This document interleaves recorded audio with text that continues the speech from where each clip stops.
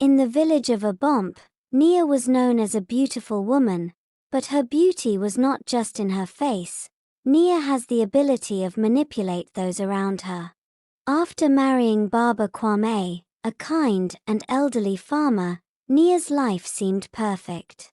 She had the home, the wealth, and even a daughter, Adama, who was the apple of her eye. But Nia's love for her daughter was all-consuming. Adama was spoiled and kept away from anything in the form of work. Nia has a stepchildren. The sight of her stepchildren reminds her of her husband's first wife. Nia's heart filled with bitterness. Every day, the children were forced to do the hardest chores, fetching water from the river and gathering firewood. While Nia rested in the shade, enjoying the fruits of the family's wealth. Nia's words were sharp, cruel, and unrelenting.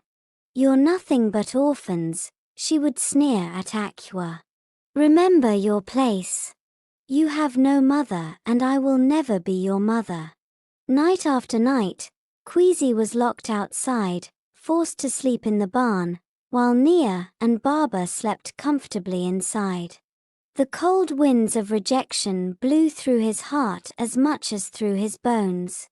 Nia's daughter, Adama, was spoiled beyond belief.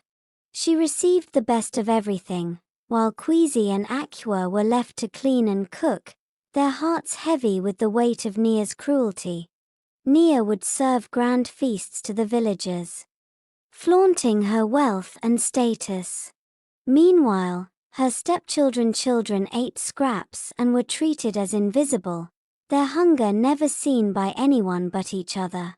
Though they had endured for years, Queasy and Aqua knew that a time would come where they would no longer be silent. One day, the truth of Nia's cruelty would be revealed. Baba, in his pride, decided to throw a grand feast, showing off the family's wealth. Nia, eager to impress, played the role of the perfect hostess, while her stepchildren worked in the shadows. While Nia basked in the glory of the feast, Queasy and Aqua worked tirelessly in the kitchen, preparing food, their hearts heavy with the knowledge that Nia's cruelty would never be recognized. Nia, with a smile, handed out food to the guests, mocking her stepchildren as she said, "The children know nothing of luxury. They know only how to serve." The village elders, wise to Nia's cruelty, whispered among themselves, but their voices were hushed. They saw the pain in the children's eyes but dared not speak out against the woman who had their ear. Aqua forced a smile, her heart aching with each polite nod from the guests. Nia's cruelty weighed on her soul, but she said nothing. She had learned to endure in silence. The village showered Nia with praise, unaware of the darkness that lurked behind her perfect image. Nia reveled in their admiration, but deep inside, her soul was rotting from the lies she had built.